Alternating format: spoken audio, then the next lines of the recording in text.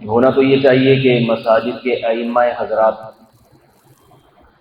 قربانی کے صرف فضائل بیان کریں، ترغیبات دیں، مگر بعض حضرات کی طبیعت میں فتنہ ہے، وہ اختلافی مسائل چھیڑتے ہیں، جس پر کوئی بھی عمل نہیں کر رہا، بس وہ ایک سوچا چھوڑتے ہیں، لوگوں کو الجھن میں ڈال دیتے ہیں۔ پھر لوگ ہم سے واٹس ایپ پہ پوچھتے ہیں بھائی یہ مسئلہ امام صاحب نے آج بتایا، کیا ایسا ہی ہے؟ کہتے نہیں بھائی ایسے نہیں ہے، کہا انہوں نے تو حدیث پیش کی۔ نہیں بھائی ایسا نہیں ہے، بھائی وہ پہ کہہ رہے ہیں، آپ اس کا جواب دیں۔ اچھا بھائی، پھر دوسرا مسئلہ آئے گا، آج ہمارے امام صاحب نے یہ بتایا، آج تک ہم نے کسی سے نہیں سنا، مفتی صاحب آپ بتائیں یہ صحیح بتایا غلط بتایا، وہ تو حدیث پیش کر رہے ہیں۔ کوشش تو کرتا ہوں جان چھڑانے کی۔ اصل میں دو مسئلے بیان کروں گا آج جلدی قربانی کی، یہ جو واٹس ایپ پہ لوگ بہت پوچھ رہے ہیں۔ ایک تو ہے جمعے کی نماز کے بارے میں، آج کل بعض ائمہ نے یہ کہنا شروع کر دیا ہے کہ جمعے کے دن جب عید ہوتی ہے تو جمعہ نہیں ہے۔ یہ واٹس ایپ پہ بہت کلپ آ رہے ہیں کہ نبی صلی اللہ علیہ وسلم کی حدیث پیش کی جاتی ہے کہ نبی صلی اللہ علیہ وسلم نے جمعے کے دن جب عید کا خطبہ دیا تو آپ نے فرمایا کہ آج دو عیدیں جمع ہو گئی ہیں، تو لہذا جو شخص چاہے جمعے کی نماز پڑھنے آئے اور جو چاہے نہ آئے، اسے اختیار ہے۔ تو پھر یہ طنز کیا جاتا ہے، یہ دیکھو یہ حنفی مولوی جو ہے نا یہ کہتے ہیں عید کے دن بھی آؤ اور جمعے کے دن بھی آؤ، تو یہ حدیث کے خلاف جا رہے ہیں۔ اور دوسرا مسئلہ ہے چوتھے دن قربانی کا۔ بعض لوگ جان کر ہمارا منہ چڑھانے کے لیے چوتھے دن اونٹ نہر کرتے ہیں۔ دیکھو یہاں شافعی بھی رہتے ہیں بہت سارے، امام شافعی کے ہاں گنجائش ہے کہ چوتھے دن کر سکتے ہو، مگر یہاں شافعی لوگ کیا کرتے ہیں، حنفیہ کی رعایت کرتے ہیں کہ بھئی جب سارے 3 دن کر رہے ہیں تو ہم چوتھے دن، 3 دن بھی بہت ٹائم ہوتا ہے، بہت وقت ہوتا ہے، اور افضل بھی ہے پہلے دن پھر دوسرے دن پھر تیسرے، چوتھے دن جانے کی ضرورت کیا ہے؟ لیکن کیونکہ وہ سمجھتے ہیں بھئی فروعی مسئلہ ہے، اختلافی مسئلہ ہے، کوئی بات نہیں فالو کرو سب۔ لیکن بعض لوگوں کی عادت کیا ہوتی ہے، چھیڑو، صحیح ہے نا، چوتھے دن کرو، دوسرا پوچھے خیریت، کہ حدیث میں آتا ہے۔ کس میں آتا ہے؟ حدیث۔ وہ کہے گا کہاں ہے حدیث؟ پھر حدیث دکھائیں گے، وہ کہے گا یار ہمارے مولوی صاحب تو بیوقوف۔ کہے گا بیوقوف کیوں ہیں؟ وہ اس لیے کہ ان کو یہ سکھایا گیا ہے کہ ہم نے ابو حنیفہ کے قول پہ چلنا ہے، قرآن حدیث پہ نہیں چلنا۔ پھر جو قربانی کا مزہ آئے گا نا، خدا کی قسم ایسا مزہ آئے گا جب ایک مسلمان کو الجھے گا نا، ابے یار ہم لوگ دھات کھاتے ہیں، بچپن سے 3 دن قربانی کرتے آئے ہیں، کبھی چوتھے دن کا کسی سے سنا نہیں ہے، شافیوں کو بھی دیکھ رہے ہیں کہ وہ بھی 3 دن ہی کرتے ہیں، ٹھیک ہے نا، یہ کیا ہو گیا؟ پھر جو بیچارہ نیا نیا دین پہ آتا ہے وہ تو ویسے ہی کہتا ہے یار یہ ان کے تو اختلافات ہی ختم نہیں ہوتے۔ جو پرانا ہوتا ہے پھر اس کے دو طریقے ہوتے ہیں، اگر اس کی طبیعت میں فتنہ ہے تو اس کے پاس بھی ایک ایٹم بم ہاتھ میں آ گیا اور وہ جا کے چھیڑے گا، اب چوتھے دن بھی ہوتی ہے تم لوگ ڈالے۔ حدیث میں آتا ہے ایک اپنے محلے میں ایک معاشرے میں ایک نام پیدا کرے گا، وہ صحیح نا، پرومیننٹ ہونے کا شوق ہوتا ہے نا انسان کو، جو سب کر رہے ہیں اس سے ہٹ کے ذرا کچھ نیا آئے، کچھ نیا۔ اور جو فتنے والے نہیں ہوتے وہ کہتے ہیں بھائی اس کو ممکن ہے وہ شاید ہوتا ہوگا، چلو یہ بھی ٹھیک ہے ہم بھی ٹھیک، ایسے چلا لیتے ہیں وہ۔ تو یہ مسئلہ بھی بہت زیادہ لوگ پوچھتے ہیں، تو میں نے کہا اس لیے تھوڑا سا ان دونوں مسئلوں پہ ہلکی سی روشنی، زیادہ تفصیلی دلائل نہیں، ایک تو وقت بھی اتنا نہیں ہے، ہلکی پھلکی سی روشنی، تاکہ یہ پتہ چل جائے کہ امام حنیفہ رحمۃ اللہ علیہ کا مذہب اس بارے میں قرآن حدیث کی روشنی میں بہت زیادہ مدلل ہے۔ پہلا مسئلہ تو جمعے کی نماز کے بارے میں۔ جمعے کے بارے میں یاد رکھو جو حدیث ہے کہ رسول اللہ صلی اللہ علیہ وسلم نے جمعے کے دن عید کا خطبہ دیا اور فرمایا کہ جو شخص، آج اللہ نے 2 عیدوں کو جمع کر دیا ہے، لہذا جو جمعے کی نماز جنہوں نے پڑھی ہے، وہ عید کی نماز جنہوں نے پڑھی ہے، وہ جمعہ پڑھنے کے لیے نہ آئے۔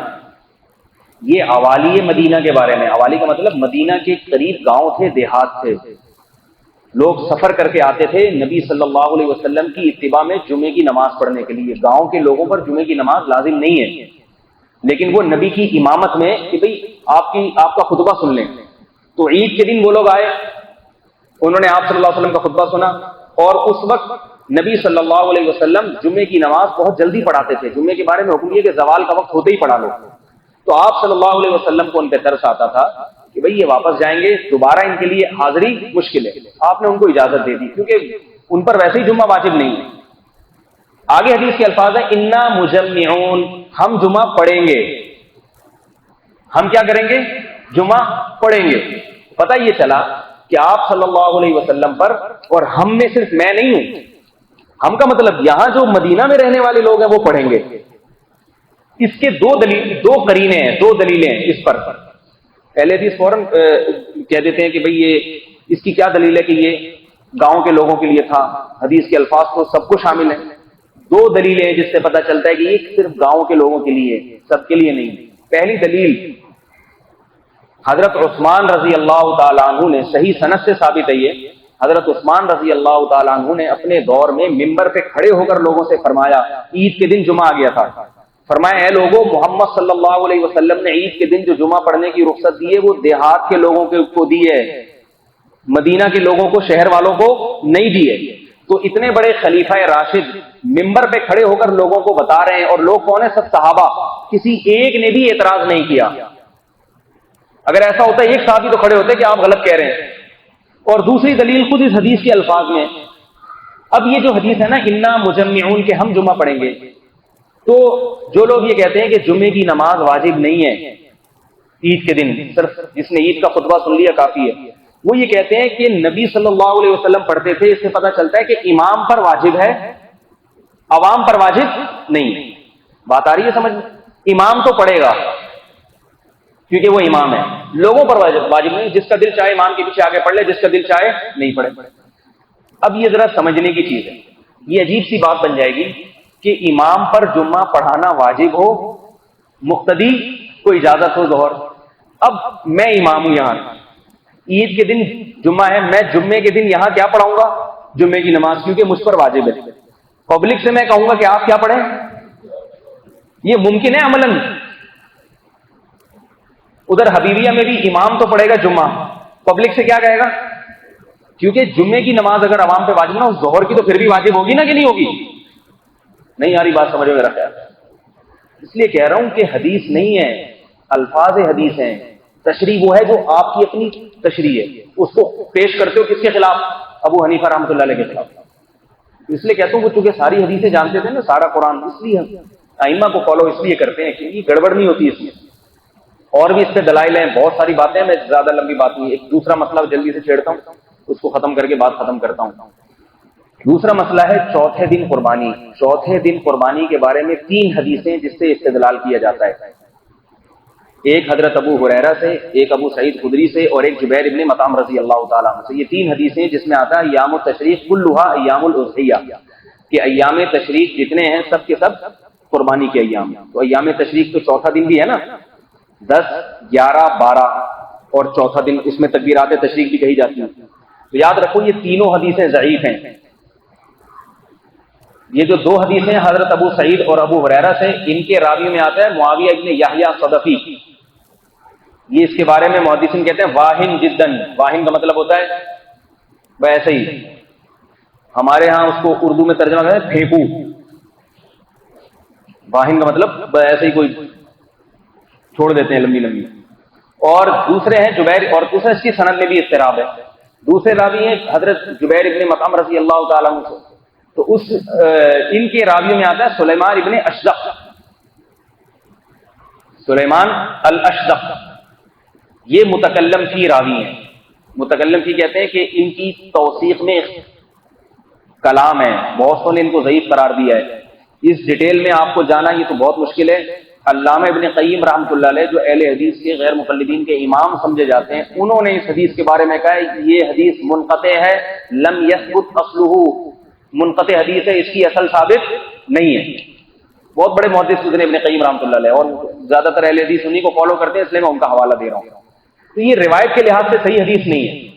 روایت کے لحاظ سے صحیح ہے بخاری، صحیح ہے مسلم کی حدیث آپ کو بتاتا ہوں، وہ دودھ کا دودھ پانی کا پانی کر دے گی. آئی بات سمجھ میں؟ اب لیکن اس میں ہے سمجھنے کی چیز. حضرت جابر رضی اللہ تعالیٰ عنہ سے روایت ہے کہ رسول اللہ صلی اللہ علیہ وسلم نے ہمیں قربانی کا گوشت 3 دن سے زیادہ ذخیرہ کرنے سے منع فرمایا تھا. آئی بات سمجھ؟ 3 دن سے زیادہ ذخیرہ کرنے سے منع فرمایا، بعد میں اجازت دے دی. آئی بات سمجھ؟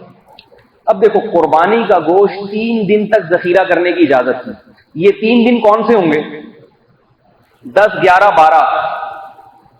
اگر 13 کو بھی شامل کر لو تو پھر 3 کے بجائے کتنے ہو جائیں گے؟ 4 دن۔ اب 3 دن سے زیادہ گوشت ذخیرہ کرنے کی اجازت نہیں تھی۔ کیا مطلب 3 دن کے اندر کھانے کی؟ اگر چوتھے دن قربانی جائز ہوتی،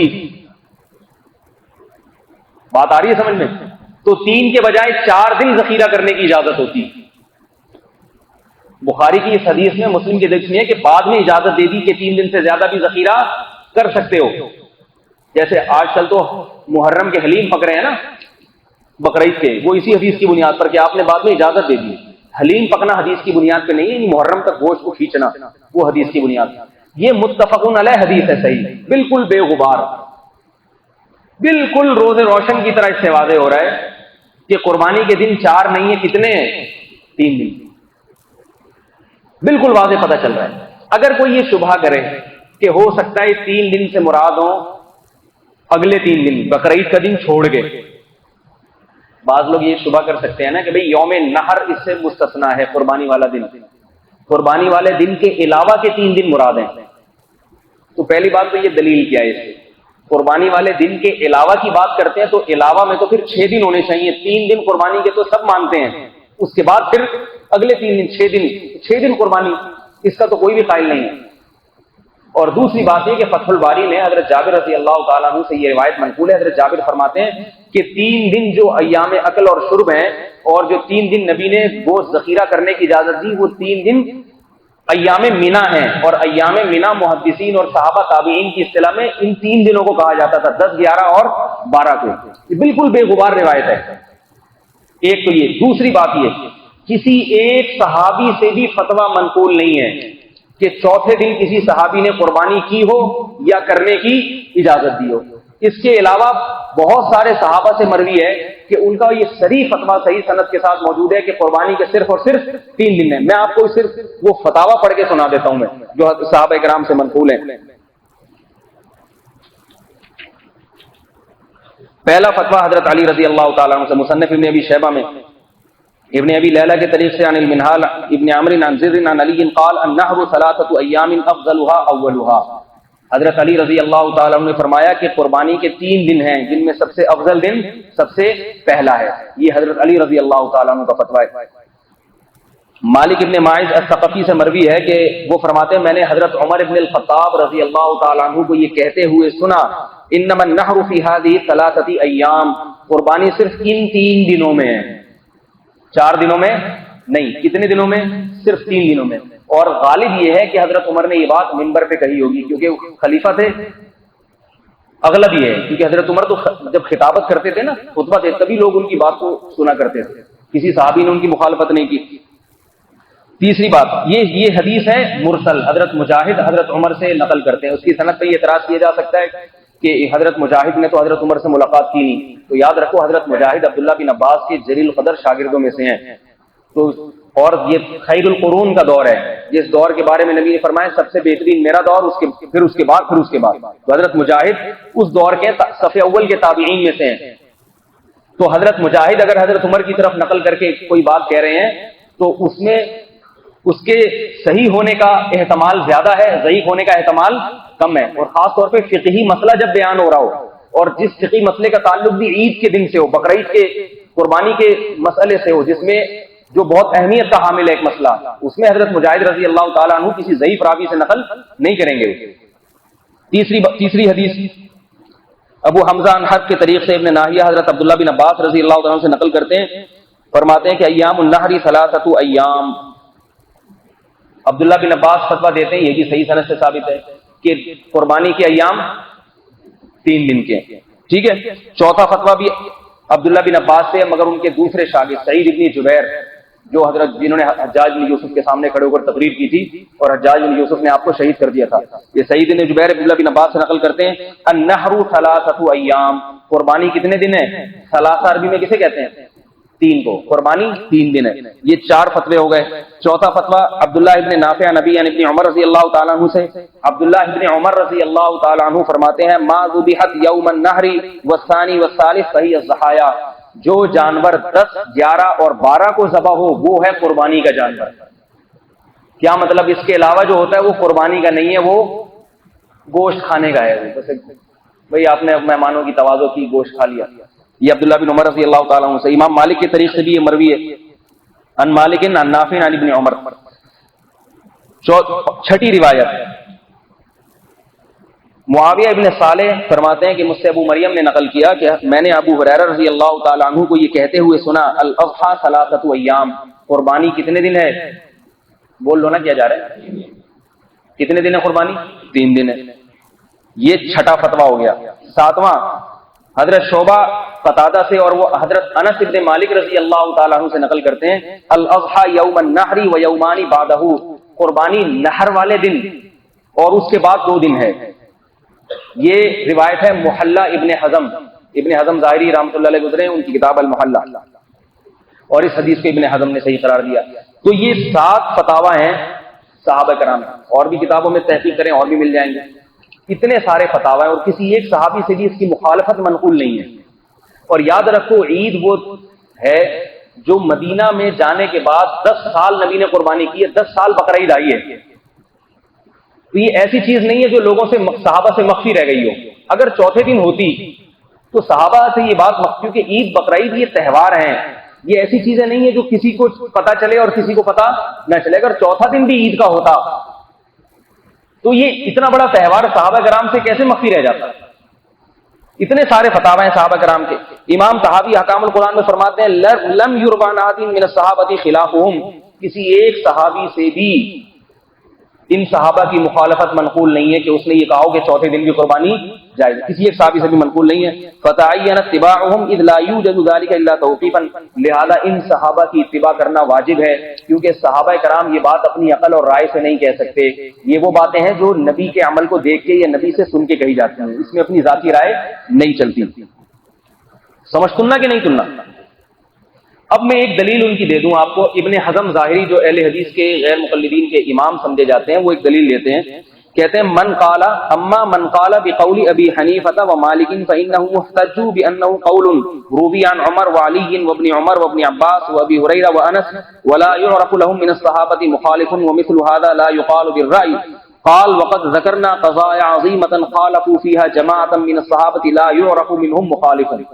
یہ کہتے ہیں، یہ بھی چونکہ اہل حدیث حضرات ہی کے مسلک کے حامل ہیں، یعنی ابن حزم جو ہے نا، یہ بھی چوتھے دن قربانی کو جائز سمجھتے ہیں.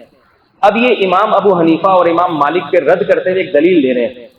کہتے ہیں دیکھو، ابو حنیفہ اور مالک اور ان کو فالو کرنے والوں کی دلیل یہ ہے کہ یہ لوگ کہتے ہیں کہ یہ فلاں فلاں فلاں فلاں صحابی سے مروی ہے کہ 3 دن کی تک قربانی ہے، چوتھے دن نہیں، اور ان صحابہ کی کسی نے بھی مخالفت نہیں کی.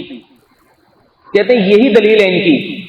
تو ہم یہ کہتے ہیں کہ آپ نے بھی تو بہت سارے صحابہ میں صحابہ کی رائے کو ترک کیا ہے، تو یہاں آپ صحابہ کی رائے کو ترک کیوں نہیں کرتے؟ آئی بات سمجھ؟ دلیل سمجھ میں آ رہی ہے؟ ابن حزم فرما رہے ہیں کہ حنفیہ اور مالکیہ یہ کہتے ہیں کہ 3 دن قربانی ہوگی، چوتھے دن نہیں ہوگی، اور دلیل میں کہتے ہیں اتنے سارے صحابہ کا فتویٰ ہے اور کسی صحابی نے بھی ان کی مخالفت نہیں کی. تو ابن حزم ہم پہ رد کرتے ہوئے کہتے ہیں کہ اگر یہ بات ہے تو اور بھی تو بہت سارے مسائل میں بہت سارے صحابہ کے فتاوی ہیں، مگر آپ اس کو فالو نہیں کرتے. تو اس سے اتنی بات پتہ چل گئی کہ ابن حزم نے اس بات کو بہرحال تسلیم کر لیا کہ اتنے سارے صحابہ کا فتویٰ بھی ہے اور اس کے مخالف کسی کا قول نہیں بھی ہے. اتنی بات مان لی انہوں نے. باقی یہ جو ایک الگ سے دعویٰ کیا ہے کہ اور بھی تو بہت سارے مسائل ہیں جن میں بہت سارے صحابہ ایک طرف اور آپ کی رائے ایک طرف، اس دعوے کو ہم تسلیم نہیں کرتے، کیونکہ ایسا کوئی مسئلہ نہیں ہے جس میں صحابہ کا اجماع ایک طرف ہو اور امام حنیفہ دوسری طرف. یہ ان کا دعویٰ ہے، لیکن پہلی بات بہرحال انہوں نے بھی تسلیم کی. تو بات آ گئی سمجھ میں؟ تو یاد رکھو، چوتھے دن قربانی کی جو حدیث ہے وہ سند کے اعتبار سے بھی مسترب ہے، اور سلیمان الاشدق اور یحییٰ ابن معاویہ الصدفی کی وجہ سے بھی وہ ضعیف ہے. اور اس کے مقابلے میں جو حدیثیں ہیں صحابہ کرام کا اپنا عمل، اور بخاری مسلم کی جو میں نے حدیث پیش کی سے پتہ چلتا ہے قربانی 3 دن ہے. اور آخر میں ایک بات بس کر کے بات ختم کرتا ہوں. دیکھو، اس پر سب کا اتفاق ہے کہ 3 دن تک قربانی بہرحال جائز ہے. ایک مسئلہ، چوتھے دن میں اختلاف ہو گیا، تو آپ ایسے دن کیوں نہیں کر لیتے جس میں آپ کو یقین ہو کہ بھائی سب کے یہاں ہو جائے گی؟ جان کر چوتھے دن اونٹ لا کے ذبح کیوں؟ اونٹ بھی اس لیے تاکہ لوگ عربی سمجھیں، آپ سمجھیں عرب سے ان کی مکہ مدینہ تعلق آ رہا ہے تھوڑا سا. اونٹ کا گوشت یہاں لوگ شوق سے نہیں کھاتے، گائے کھاتے, لیکن چوتھے دن کریں گے بھی. اور اونٹ میں بھی یہ حکمت ہے کہ بھئی ہم کیا ہیں, مکہ مدینہ والے, ٹھیک ہے اچھی بات ہے, لیکن وہ چیز کھاؤ جو یہاں کھائی جا رہی ہے. میں یہ نہیں کہہ رہا اونٹ کی قربانی غلط ہے, آپ کو اونٹ اچھا لگتا ہے آپ اونٹ کریں. دیکھو یہ بقرعید عید کا دن ہے, کھلائی پلائی کا, حدیث میں آتا ہے یام اکل و شرب, کھانے پینے کے دن ہے, تو وہ چیز ذبح ہونی چاہیے نا جو کھاؤ اور پی تو سکو. کھاؤ اور پھر جب زیادہ کھاؤ گے تو پھر پانی بھی پینا پڑے گا. اسی وجہ سے ہم کہتے ہیں بھائی جس کو ڈاکٹر نے بڑا گوشت منع کیا وہ بکرے کی قربانی کرے, تاکہ اس دن تسلی سے گوشت کھا سکے. ہم تو خود مشورہ دیتے ہیں بھائی اگر بڑا گوشت منع ہے, آپ پر پابندی ہے, یہ نقصان ہوتا ہے, تو آپ چھوٹا گوشت دمبے کی کریں, بکرے کی کریں, کیونکہ یہ کھانے پینے کے ایام ہے, اللہ کی طرف سے ضیافت ہے. تو اب اونٹ کر رہے ہیں آپ, چلو ٹھیک ہے جائز ہے. تو پہلی بات تو یہ کہ افضل کون سا دن ہے, اتفاق کس پہ, 3 دنوں پہ اتفاق, چوتھے میں اختلاف ہے. تو آپ, اور 3 دن تک بھی بہت وقت ہوتا ہے, تیسرے دن بھی ہم دیکھتے ہیں کوئی نہیں کرتا, 2 دنوں میں دوسرے دن بھی قصائی مل جاتا ہے, تیسرے دن بھی لوگ کہتے ہیں جنہوں نے 4 6 قربانیاں کرنی ہوتی ہیں نا, وہ کہتے ہیں یار چلو ہم تیسرے دن, ایک ہمارا پہلے دن ہو گئی ہے گوشت ووشت کھا لیا, باقی تیسرے دن سہولت سے قصائی سستا مل جاتا ہے. لیکن آپ جان کر چوتھے دن کیوں جا رہے ہو؟ اور دوسری بات یہ کہ اس پہ بھی پوری امت کا اتفاق ہے کہ پہلے دن افضل ہے, دوسرے دن اس سے کم ثواب, تیسرے دن ثواب اور کم ہو جائے گا. جب اور کم ہو جائے گا تو پھر تو چوتھے دن اگر جائز ہو بھی تو بہت ہی کم ہو جائے گا. تو آپ لوگوں کو چڑھانے کے لیے, حنفیوں کو خام خواہ میں پریشان کرنے کے لیے جان کر چوتھے دن اپنا ثواب کیوں کم کر رہے ہیں؟ یہ بات ساڑھی عقل اچ, پنجابی میں لفظ پتہ نہیں وچ ہے یا اچ ہے, سمجھ میں نہیں آیا. ساڑھی عقل وچ, لیکن بولتے ایسے اچ ہی آ رہا ہو. تو ساڑھی عقل اچ, یہ بات یہ کوئی گل تو نہیں نہ ہوئی, ٹھیک ہے نا, یہ کوئی گل تو نہیں نہ ہوئی. اور ایک آخری بات, آخری کر کے کھینچتا رہتا ہوں میں, ایک بس آخری واقعہ. یہ جو حدیث میں آتا ہے, صحیح حدیث ہے کہ جس شخص کا قربانی کا ارادہ ہو وہ اپنے ناخن اور بال نہ کاٹے. علماء نے اس کی حکمت بیان کی ہے. دیکھو میں پھر بتا دوں, میں کسی مسلک پہ طنز نہیں کر رہا, اہل حدیث بہت سے میرے بھی بیان سنتے ہیں, معتدل ہیں بیچارے, کسی کو نہیں چھیڑتے ہیں, اپنا آرام سے نماز پڑھی چلے گئے, آئے سلام دعا کری, امام صاحب خیریت سے, طبیعت ٹھیک, بہت ہے. میرا مقصد کسی کے مسلک پہ طنز نہیں ہے, لیکن ہر جگہ جو ہے نا کچھ نہ کچھ فتنے کے لوگ فتین ہوتے ہیں ہر جگہ. واٹس ایپ پہ تو ایک پورا ایک وہ نیٹ ورک چل رہا ہے, چھوڑو بس, اب واٹس ایپ پہ کلپ بنا گئے چھوڑ دو. تو یہ ہے حساب کتاب. وہ بات کیا تھی, ناخن اور بال کاٹنے والی بات کر رہا تھا. دیکھو حدیث میں آتا ہے رسول اللہ صلی اللہ علیہ وسلم نے فرمایا جس نے قربانی کرنی ہو وہ اپنے ناخن اور بال نہ کاٹے. بعض ائمہ کے نزدیک یہ وجوبی حکم ہے, حنفیہ کے نزدیک یہ استحبابی حکم ہے.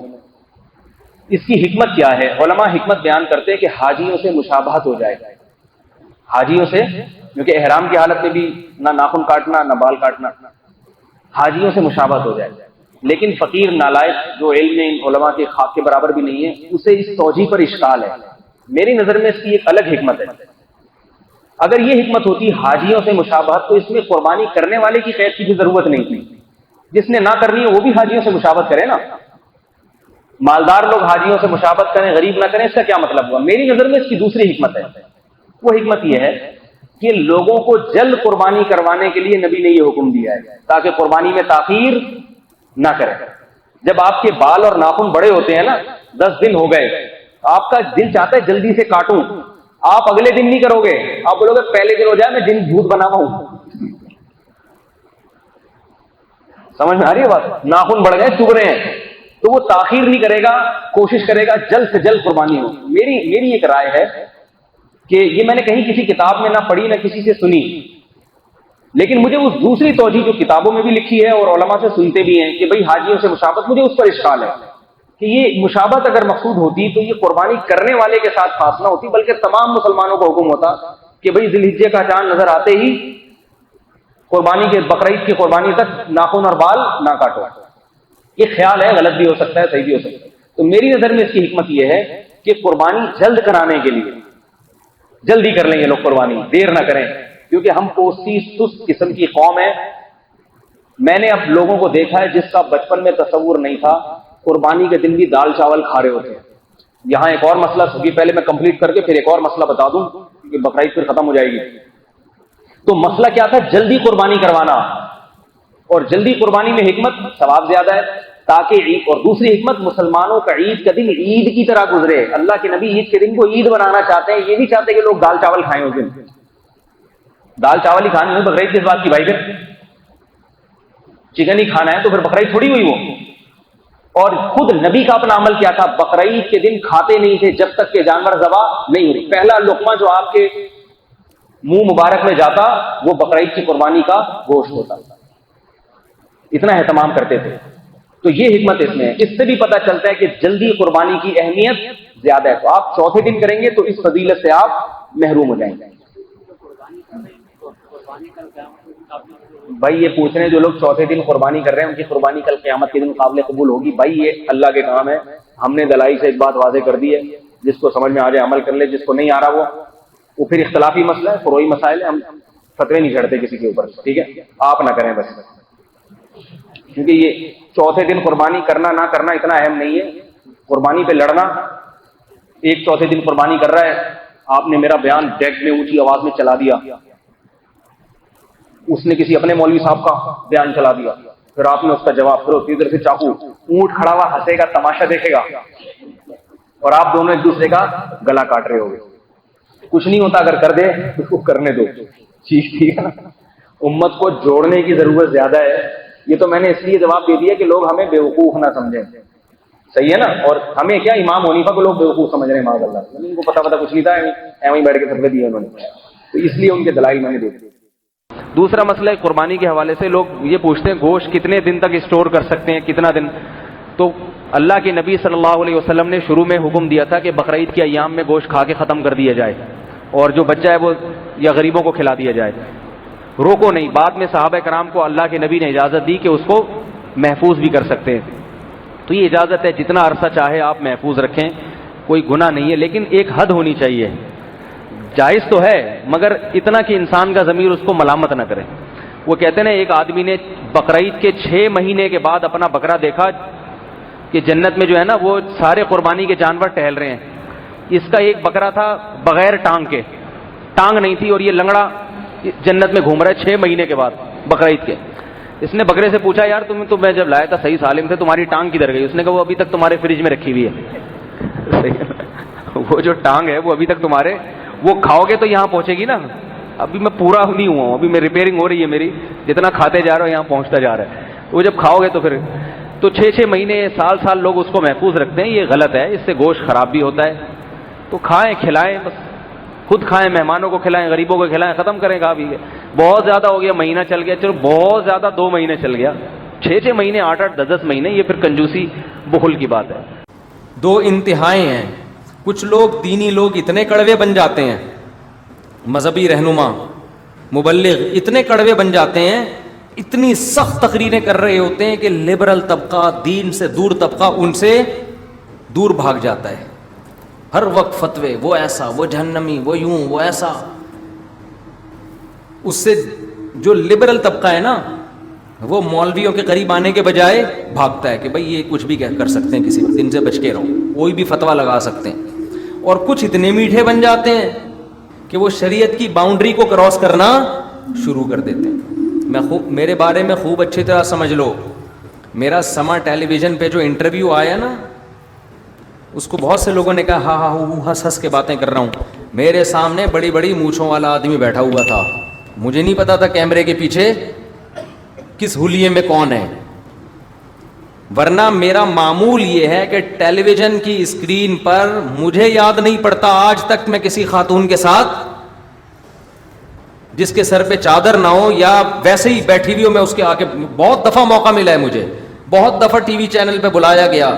میں نے کہا بھائی میں لڑکی کے ساتھ، ہاں تھوڑا تمیز والا ڈریس ہو، پراپر ڈریس ہو، اس میں گنجائش نکالی جا سکتی ہے. لیکن میں نے کہا میں نہیں بیٹھ، یا تو ایجڈ خاتون ہو، کوئی بڑی عمر کی خاتون ہو، بڑی عمر کی خاتون ہو، یا اگر کوئی ینگ ہے بھی تو اس کا ڈریس پراپر ہونا چاہیے. لیکن میں نے اس پر بھی عمل نہیں کیا.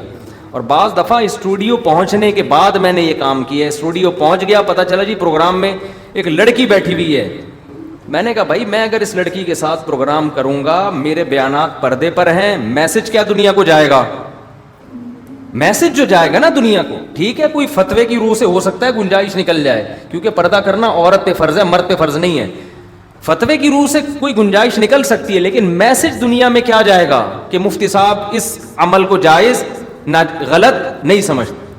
کئی بار ٹیلی ویژن میں بلایا گیا, لڑکی بیٹھی ہوئی, میں نے کہا میں نہیں یہاں بیٹھوں گا بھائی, میرے لیے الگ کرسی پھر لگوائی گئی ہے دور, ٹھیک ہے نا, ایسا ہوا ہے. تو میں اس کا خیال کرتا ہوں. تو بہرحال اگر میرے اندر کوئی غلطی ہے بھی, میں نے اگر کوئی کام غلط کیا بھی ہے, تو وہ شریعت نہیں ہے. شریعت وہ ہے جو قرآن و سنت بیان کرتا ہے. سمجھتے ہیں کہ نہیں سمجھتے؟ تو شریعت کو اچھا رہا مسئلہ یہ کہ ٹیلی ویژن کی پہ جب ایک لڑکی فون پہ انٹرویو لے رہی ہے تو اس سے ہنس کے باتیں کیوں کر رہے ہیں؟ تو یاد رکھو جب کوئی فون پہ آپ سے بات کر رہا ہے تو ہنسنے کی بات پہ ہنس کے ہی باتیں کرے گا نا, اور کیا کرے گا؟ میں کوئی سامنے بیٹھ کے ہیلو ہائے تھوڑی کر رہا ہوں, بے تکلف تھوڑی ہو رہا ہوں. تو یہ وہی بات ہے کہ نہ اتنا کڑوا بنو کہ لوگ آپ سے دور. اب نامحرم لڑکی بات کر رہی ہے تو آپ کڑوے بن کے اس کو بدتمیزی سے بات کرنا شروع کر دو, تو یہ بھی غلط ہے. اگلا بولے گا ان مولویوں کو بات کرنے کی تمیز نہیں ہے, ان کو کیا اخلاق ہیں. ایک صاحب نے بتایا کہ میں یونیورسٹی میں تھا, ایک لڑکی آئی, میں نے اتنے اس کو گالی نکالی, آج کے بعد پھر وہ کبھی آئی نہیں.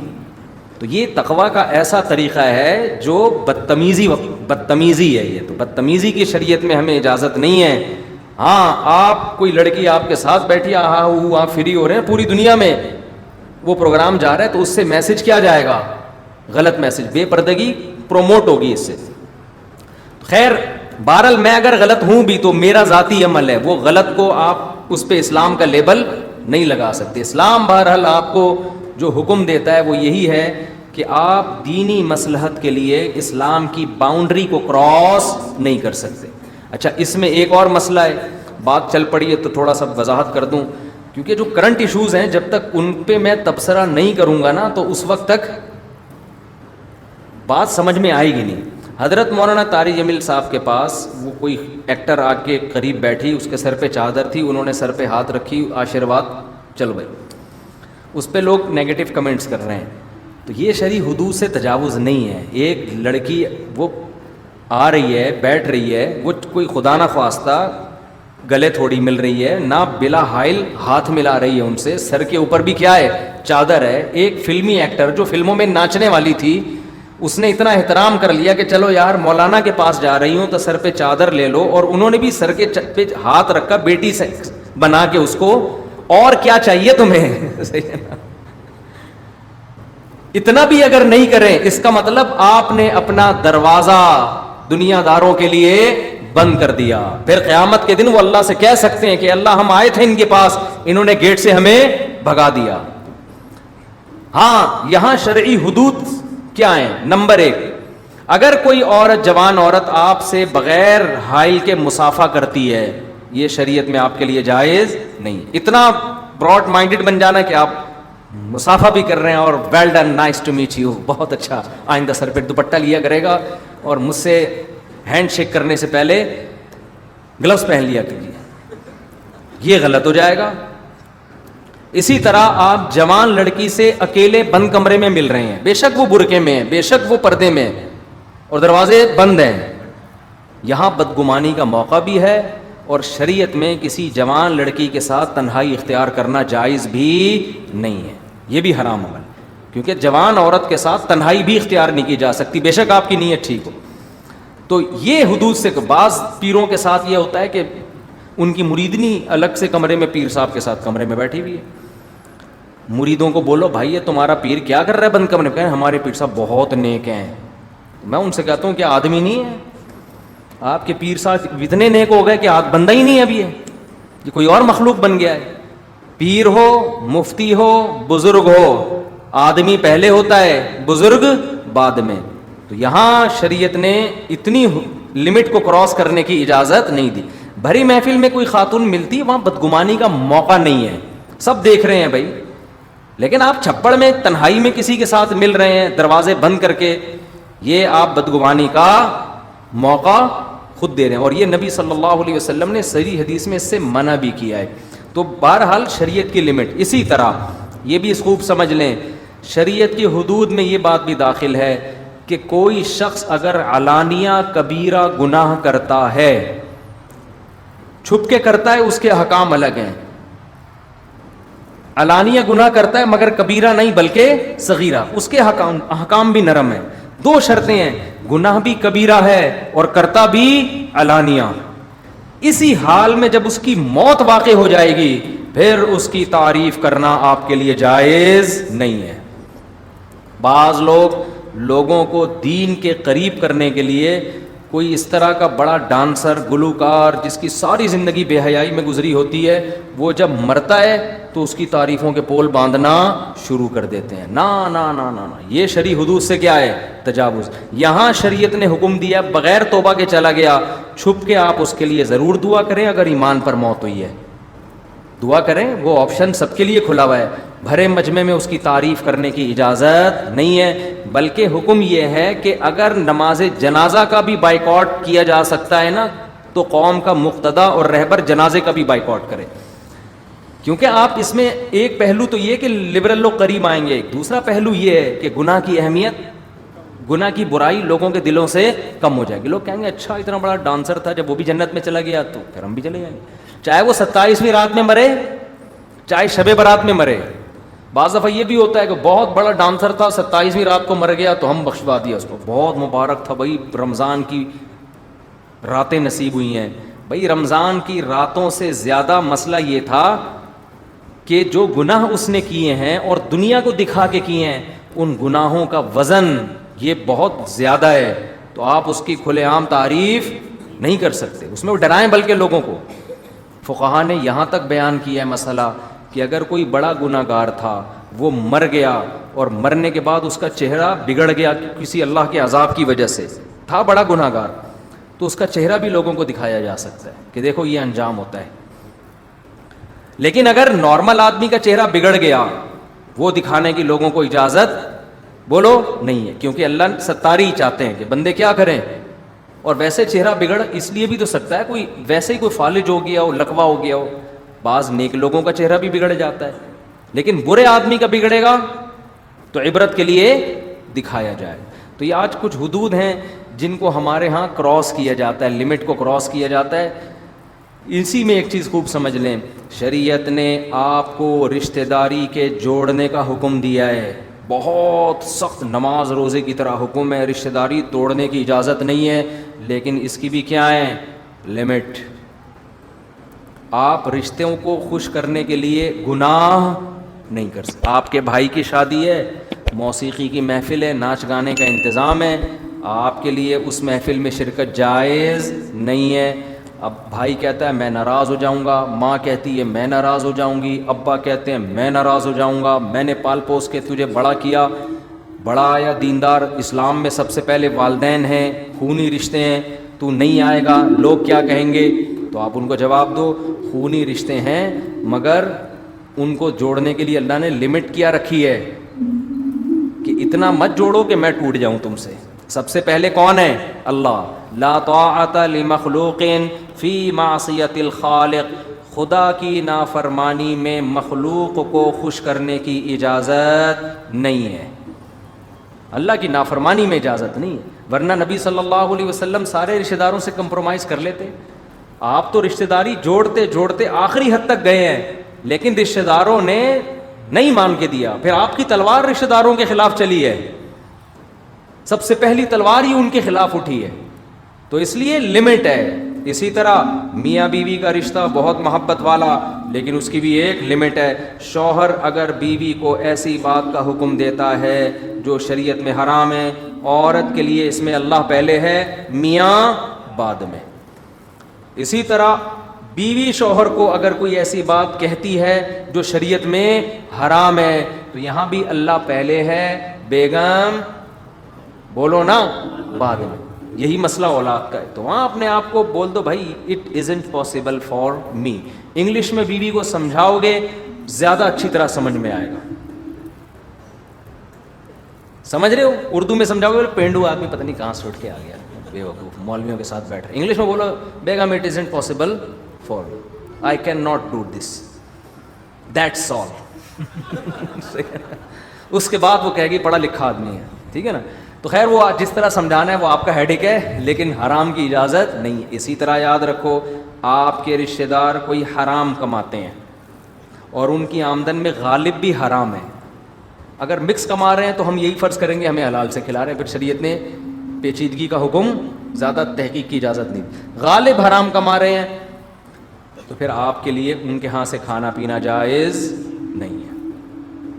صرف بیوی اپنے شوہر کی آمدن کھا سکتی ہے, لڑکیاں اپنے باپ کی آمدن کھا سکتی ہیں, نابالغ لڑکا بھی اپنے باپ کی آمدن کھا سکتا ہے کیونکہ ان کے پاس اور کوئی ذریعہ نہیں. لڑکا بالغ ہو جائے تو وہ اپنے باپ کی بھی حرام آمدن نہیں کھا سکتا.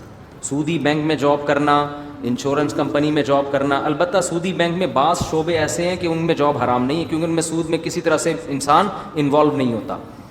اسٹیٹ بینک میں بہت سارے شعبے ایسے ہیں جن میں کسی بھی طرح سے سود میں انوالومنٹ نہیں ہوتی. تو سود لکھنے والا, سود پہ گواہ بننے والا, دینے والا, لینے والا, 4 طرح کے لوگوں پر اللہ نے لعنت کی, اللہ کے نبی صلی اللہ علیہ وسلم نے. تو اس لیے خیر, تو اگر کوئی انشورنس کمپنی میں, بیمہ پالیسی میں جاب کر رہا ہے, تنخواہ وہاں سے آتی ہے, یا بینک میں لون رکھ کے سود لے رہا ہے, قومی بچت سے پیسے کما کے اسی پہ گھر چلا رہا ہے, تو اس کی آمدن میں بھی آپ کے لیے کھانا پینا جائز نہیں. سمجھتے ہو؟ ایک صورت میں جائز ہے, آپ اس کو بول دیں, وہ آپ کو دعوت دے رہا ہے کہ بھائی میں اس شرط پہ کھاؤں گا کہ میں اتنے پیسے صدقہ کروں گا فی سبیل اللہ, تاکہ یہ میرے لیے حلال ہو جائے. یہ اس کو بتا بھی دیں, بتائے بغیر بھی کریں گے پیسے تو, چیز تو حلال ہو جائے گی, لیکن اگلا تو یہی سمجھے گا نا کہ یہ گناہ میں میرے ساتھ شرکت کر رہا ہے. ممبر پہ بیٹھ کے کہتے ہیں حرام ہے, اور جب کھانے کا موقع آتا ہے پھوڑ پھاڑ کے چلے جاتے ہیں. بعض مولاناؤں کو ہم نے دیکھا ہے, ان کے مریدوں میں سودی بینک میں جاب کرنے والے لوگ ہوتے ہیں, لا کے ان کو تحفے دے رہے ہیں, بڑے آرام سے ٹھنڈے پیٹوں رکھ رہے ہیں, پھر ممبر پہ کہہ رہے ہیں کہ سود میں کمانا کیا ہے, حرام ہے. تو لوگ بدگمان ہوتے ہیں, یار ادھر حرام ہے, جب آپ کا مرید آپ کو بکرے کھلا رہا ہوتا ہے تو اس وقت حرام نہیں ہے. تو یہ بدگمان, دینداروں سے لوگ بدگمان ہوتے ہیں. بعض داڑھیوں والے بھی یہ کام کر رہے ہوتے ہیں. حرام ہے تو بھائی سب کے لیے حرام ہے. سمجھتے ہو کہ نہیں سمجھتے؟ ہاں, ایک صورت میں کہ اتنی رقم پہلے سے صدقہ کرنے کی نیت کر لیں, کیونکہ یہ کھانا صدقہ کرنا واجب تھا, تو کھانا یا اس کی قیمت, تو قیمت صدقہ کرنا ضروری نہیں ہے, فوراً بعد میں کر دیں. نیت کر لیں میں اتنے پیسے صدقہ کروں گا, لیکن اس نیت پر اس کو مطلع بولو کر دیں, اس کو بتا دیں. لیکن ویسے تھوڑی ہمت کیا کرو, اس میں شرما شرمی میں نہیں جایا کرو کہ میں بولوں گا تو ایکچولی اس کا دل ٹوٹ جائے گا. دل جوڑنا جہاں تک شریعت نے اجازت دی ہے جوڑیں گے, جہاں اللہ نے اجازت نہیں دی وہاں دل 100 مار ٹوٹے. آئی بات سمجھ میں؟ کوئی مسئلہ نہیں ہے. پہلے کون ہے؟ اللہ. ابراہیم علیہ السلام کی قوم بت پرستی کیوں نہیں چھوڑ رہی تھی؟ اس لیے کہ جو چھوڑتا تھا دوسروں کا دل ٹوٹ جاتا تھا کہ ہمارے باپ دادا کی دین کو چھوڑ دیا. تو دل جوڑنے کے چکر میں وہ کسی کا دل نہیں ٹوٹے. یہ جو آج کل ڈائلاگ بڑا سنا ہوا ہے, اصل اسلام تو یہ کسی کا دل نہ توڑو. بھائی دل جوڑیں گے یقیناً, اللہ کے حکم کو پورا کرنے کے لیے ٹوٹتا ہے. 25,000 دفعہ ٹوٹے. لڑکیاں فون کر کے پوچھتی تھیں مجھ سے کہ وہ لڑکے جو ہے نا ایک سے سیٹنگ چل رہی تھی, اب میں چاہ رہی ہوں جان چھڑانے, لیکن اس کا دل نہ ٹوٹ جائے کہیں, وہ خودکشی کی دھمکیاں دے رہا ہے. میں نے بولا اس کو بولو مر جا کھمبے سے چپک کے, صحیح ہے نا, آپ کو کوئی گناہ نہیں ملے گا. ٹوٹنے دو. 2 سال سے لٹکایا ہوا ہے, کم وقت نے شادی کر نہیں رہا, چکر بازیوں پہ لٹکایا ہوا ہے, تو ایسے آدمی کو کھمبے سے چپک کے مرنا چاہیے. اور میں نے کہا اتنا نیک ہوتا نہیں ہے. یہ نیک سے مراد جس کو عرف میں نیک سمجھتے, اس نے 25 کو پھنسایا ہوا ہوگا, 25 سے یہی باتیں کر رہا ہوگا بیٹھ کے. بہرحال دل ٹوٹتا بھی ہے تو 100 دفعہ ٹوٹے. سمجھتے ہو؟ تو نوح علیہ السلام, اچھا اصل بات یہاں سے آئی تھی. نوح علیہ السلام کو مالداروں نے کہا ان غریبوں کو اپنی محفل سے نکالیں.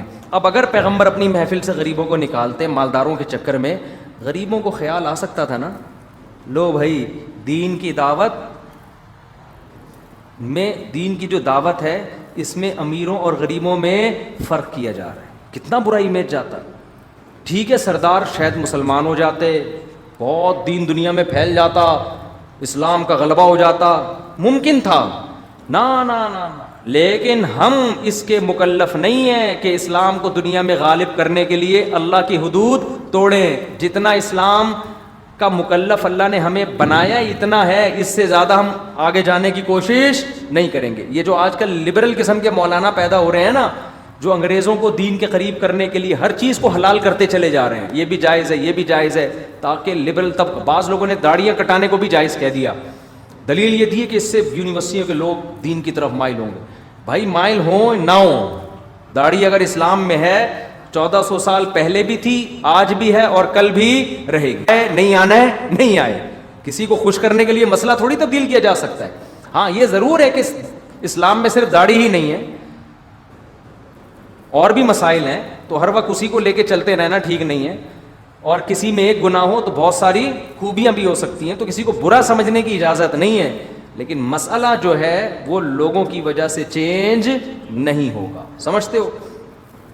اب کرکٹ میں بین الاقوامی سطح پہ میچز کھیلے جاتے ہیں, نماز بہرحال واجب ہے, کھلاڑی کو آپ اجازت نہیں دے سکتے کہ آپ نماز چھوڑ سکتے ہیں, وہ تو پڑھنی پڑے گی آپ کو.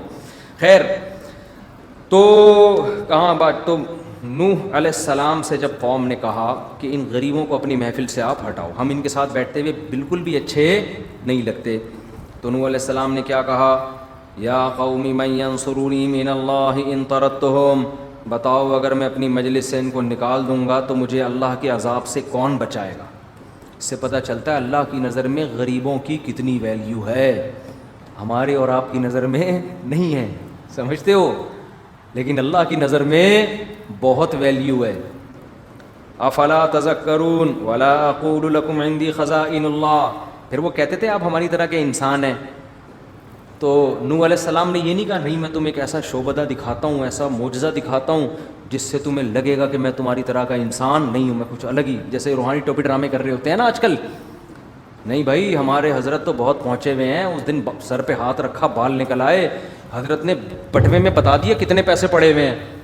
پیغمبروں نے کبھی اس قسم کے دعوے نہیں کیے. نوح علیہ السلام نے کہا لا اقول لکم عندی خزائن اللہ, میں نہیں کہتا میرے پاس اللہ کے خزانے ہیں, میں تو غریب مسکین ہوں. ولا عالم الغیب, نہ میں غیب کی خبریں جانتا ہوں کہ مجھ سے پوچھو کل کیا ہوگا. پیغمبر کہہ رہے ہیں ہم نہیں جانتے, اور روحانی ٹوپی ڈرامے کیا کہتے ہیں, کل یہ ہو جائے گا, کل آپ کی شادی ہو جائے گی, کل فلانا ہو جائے گا, کل آپ کا بزنس بڑھ جائے گا, کل ڈرامے باز وہ پیش گوئیاں کی ہیں, پی ٹی آئی کی حکومت دوبارہ آئے گی یا نہیں آئے گی, فلان, وہ پھینکتے رہتے ہیں بیٹھ کے, تو ان کو کچھ بھی پتہ نہیں ہوتا. تو پیغمبر کہہ رہے ہیں لا عالم الغیب. اچھا بڑے ہوشیار ہوتے ہیں ڈرامے باز نا, عامل, یہ کیا کہتے ہیں غیب کا علم اللہ کے سوا کوئی نہیں جانتا, بس ہم تو اس علم کی وجہ سے بتا رہے ہیں جو اللہ نے ہمیں ٹوٹا پھوٹا دیا ہوا ہے. تو یہ غیب ہی کو تو بتا رہے ہو کل کیا ہوگا, اور کیا ہے, تو یہ ڈرامے باز ہوتے ہیں. ولا اقول لکم ولا اقول انی ملک, نہ میں غیب کا علم جانتا ہوں, اور نوح علیہ السلام نے کہا نہ میں یہ کہتا ہوں کہ میں فرشتہ ہوں, یہ بھی میں نہیں کہتا, میں تمہاری طرح کا انسان ہوں. اور آگے نوح علیہ السلام نے بڑی خاندانی بات کی کہ تم جو یہ کہہ رہے ہو نا کہ ان غریبوں کو اپنی محفل سے نکال دیں, یہ آپ کے ساتھ جب ہوتے ہیں تو ہم پھر آپ کے ساتھ اچھے نہیں لگتے, تو نکالنا تو دور کی بات, میں یہ بھی دعویٰ نہیں کہہ سکتا کہ تم ان سے افضل ہو, یہ بھی میں اپنی زبان سے, تم ان کو کہہ رہے ہو پست لوگ ہیں, تو میرے منہ سے تم یہ لفظ نکلوا لو کہ واقعی یہ کمتر لوگ ہیں, یہ بھی میں زبان سے نہیں کہہ سکتا. سمجھ میں آ رہی ہے بات کہ نہیں آ رہی ہے غریبوں, نہیں آ رہی سمجھ. ولا اقول للذین تزدری اعینکم لن یؤتیہم اللہ خیرا, جو تمہاری آنکھوں میں رسوا سمجھے جاتے ہیں, کمتر سمجھے جاتے ہیں, میں کبھی نہیں کہتا کہ اللہ ان کو خیر نہیں دے گا, ہو سکتا ہے قیامت کے دن یہ تم سے آگے ہوں. اللہ اعلم بما فی انفسہم, ان کے دلوں میں کیا ہے وہ اللہ جانتا ہے. یہ اصل میں یہ بھی الزام کا جواب ہے. الزام یہ کہ اصل میں غریب لوگ تھے تو ان کو تو کوئی پروٹوکول دینے والا تھا نہیں, تو آپ نے عزت دے دی. جیسے تبلیغ میں کوئی غریب جائے تو کیسے تبلیغ والے ٹانگیں دبا رہے ہوتے ہیں نا, اس کے گھٹنے دبا رہے ہوتے ہیں, ٹانگیں دبا رہے ہوتے ہیں, وہ غریب کہتا ہے یار گھر میں تو آج تک کسی نے یہ عزت نہیں دی, تو چلو 4 مہینے کے لیے تشکیل کرا لو. ہوتا ہے کہ نہیں ہوتا؟ بعض دفعہ ایسا ہوتا بھی ہے. تبلیغ والے اتنی پروٹوکول دے رہے ہوتے ہیں نا ہر آدمی کو, تو ایک بچہ ہے, ایک لڑکا ہے, ایک غریب ہے, ایک رکشے والا ہے, اس کو کبھی یہ عزت معاشرے میں ملی نہیں ہوتی. تبلیغ میں نکل رہا ہوتا ہے تو میں نے دیکھا ہے بریگیڈیئر کرنل لیول کے لوگ ایک رکشے والے کو عزت دے رہے, یہ اللہ کی قسم اپنی آنکھوں سے ہم نے دیکھا ہے, دین کی خاطر. پچھلی دفعہ میں اجتماع میں گیا, کراچی کے کروڑ پتی تاجر, کروڑ پتی کا لفظ بھی شاید کم ہوگا, ارب پتی ہوں گے شاید, دیگ پہ بیٹھے ہوئے بریانی بانٹ رہے ہیں. صحیح ہے نا. کھانے والے زیادہ تر کون ہیں؟ غریب. کوئی بھی نہیں کہہ سکتا یہ اتنا بڑا تاجر ہے, ایسا لگتا ہے دیگ پہ کسی کو کرائے پہ لا کے بٹھایا. اور ہم تو دیگ کے ڈھکن کے مزے لے رہے تھے وہاں بیٹھ کے نا. دیگ کا جب ڈھکن ہٹتا ہے نا بریانی کا, اور ڈڑنگ کر کے آواز آتی ہے, اس کا مزہ وہی جانتا ہے جس نے دیگوں کی بریانی وہاں بیٹھ کے کھائی ہو. خیر, تو میں سمجھا, میں نے کہا یہ پتہ نہیں کوئی بندہ پکوان سینٹر سے بلوایا ہوگا انہوں نے, وہ خود ہی پکا رہا ہے, وہ خود ہی اجتماع میں کھلا رہا ہے لوگوں کو, صرف اکرام کے لیے کہ لوگ دین پہ آ جائیں. تو یہ ہم نے تبلیغی جماعت میں دیکھا ہے, بریگیڈیئر کرنل لیول کے لوگ وہ رکشے ٹیکسی والوں کے پاؤں دبا رہے ہوتے ہیں, ان کو عزت دے رہے ہوتے ہیں, پروٹوکول دے رہے ہوتے ہیں کہ اللہ کے راستے میں وقت لگ. ان کی نظر میں کوئی فرق نہیں ہوتا کہ رکشے والے کو دین پر لے کر آئیں, ورنہ جو تکبر والا آدمی وہ کہتا ہے ان کو چھوڑو یار, ان کو کیا تبلیغ ہے, 2-4 دین پر آ گئے تو اس سے کیا ہوگا. محنت کرنی ہے تو اونچے لیول پہ بھی الگ سے محنت کرنی چاہیے, اس کی شریعت میں انکار نہیں, بلکہ اس کا بھی الگ سے ثبوت ملتا ہے ہمیں, نبی نے محنت کی الگ سے بھی.